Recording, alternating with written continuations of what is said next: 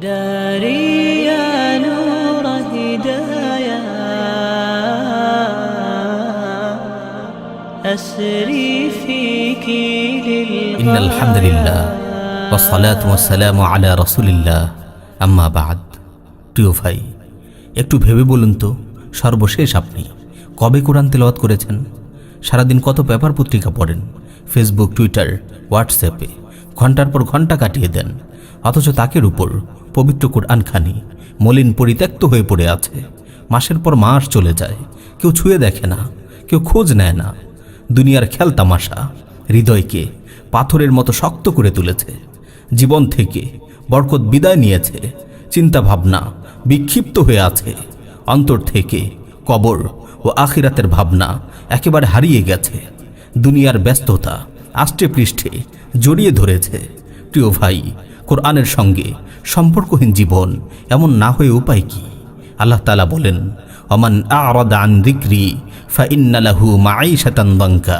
আর যে ব্যক্তি আমার উপদেশ থেকে মুখ ফিরিয়ে নেয়, তার জীবন হবে বড় সংকটময়। ইমাম ইবনে কাসির রাহিমাহুল্লাহ বলেন, যারা কোরআন তিলাওয়াত থেকে বিমুখ হয় তারাও এই আয়াতের অন্তর্ভুক্ত। দীর্ঘদিন কোরআন থেকে দূরে থাকলে কলব অন্ধকার হয়ে যায়। গুনাহ ও নাফরমানির চিন্তা সর্বদা মাথায় ঘুরপাক খায়। আল্লাহর সঙ্গে সম্পর্ক ক্রমশ শিথিল হতে থাকে। আল্লাহ তাআলা বলেন, ওয়ামান ইয়াশু আন যিকরির রহমান নুকাইয়িদ লাহু শাইতানান ফাহুয়া লাহু কারিন।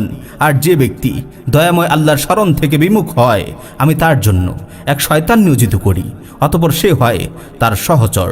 মুমিন মাত্রই কোরআনকে ভালোবাসে, কোরআন তিলাওয়াত করতে তার ভালো লাগে। একটু ফুরসত পেলেই সে তিলাওয়াতে লেগে যায়। হযরত আব্দুল্লাহ বিন মাসউদ রাদিয়াল্লাহু তাআলা আনহু বলেন, মান আহাব্বা আন ইয়ালামা আন্নাহু ইউহিব্বুল্লাহ ওয়া রাসূলাহু ফালিয়ানজুর ফাইন কানা ইউহিব্বুল কুরআন ফাহুয়া ইউহিব্বুল্লাহ ওয়া রাসূলাহু। কারো যদি জানতে মন চায় সে কি আল্লাহ ও তার রাসূলকে ভালোবাসে কিনা, সেজন্য একটু চিন্তা করে দেখে সে কি কোরআনকে ভালোবাসে।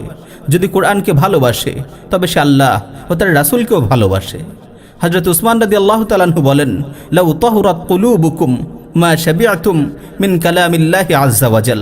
যদি তোমাদের হৃদয়গুলো পুত পবিত্র হতো তবে আল্লাহর কালাম তিলাওয়াত করে তোমরা কখনোই পরিতৃপ্ত হতে না। কোরআনের চাহিদা তোমাদের হৃদয় থেকে কখনোই দূর হতো না। প্রিয় ভাই, কোরআন তিলাওয়াত ছাড়া মুমিনের জীবন বড়ই বেমানান। কোরআনের সঙ্গে সম্পর্কহীন জীবনে কোনো বরকত থাকতে পারে না। প্রতিদিন অল্প সময় কোরআনের জন্য নির্ধারণ করে নিন। কেউ যদি প্রতি নামাজের পর 4 পৃষ্ঠা করে তেলাওয়াত করে, 5 ওয়াক্ত নামাজে এক পারা হয়ে যায়। 4 পৃষ্ঠা পড়তে আর কতটুকু সময় লাগে? কোরআন আপনাকে আল্লাহর কাছে নিয়ে যাবে। আল্লাহর নৈকট্য লাভে কোরআন একটি সুন্দর মাধ্যম।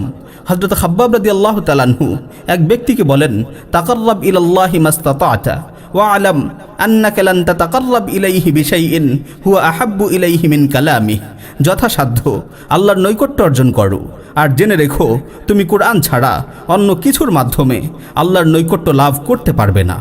আমাদের মহান সালাফগণ কোরআন তিলাওয়াতের প্রতি খুবই গুরুত্ব দিতেন। ইবনে কুদামা রাহিমাহুল্লাহ বলেন, 40 দিনেও এক খতম দিতে না পারা অপছন্দনীয়। ইমাম আহমদ রাহিমাহুল্লাহ বলেন, আমি সর্বোচ্চ 40 দিনে কোরআন খতমের কথা শুনেছি।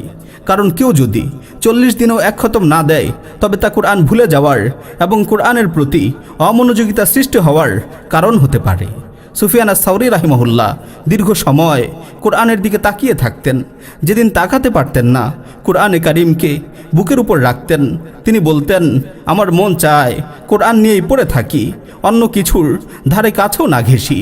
আমার মন চায় কোরআন নিয়েই পড়ে থাকি, অন্য কিছুর ধারে কাছেও না ঘেঁষি। প্রিয় ভাই, কোরআনে কারিমের মতো একটি কিতাব পেয়ে আমরা কি তার কদর করেছি? এই কিতাব তিলাওয়াতের হক আদায় করেছি?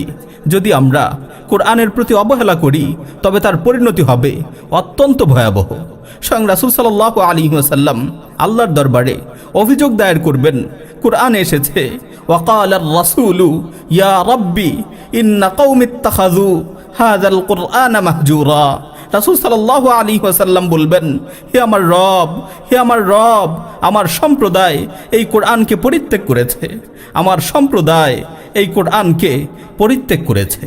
আল্লাহ তাআলা আমাদের কোরআনের হক আদায় করার তৌফিক দান করুন। আমিন। ওয়া আখিরু দাওয়ানা আনিল হামদুলিল্লাহি রাব্বিল আলামিন।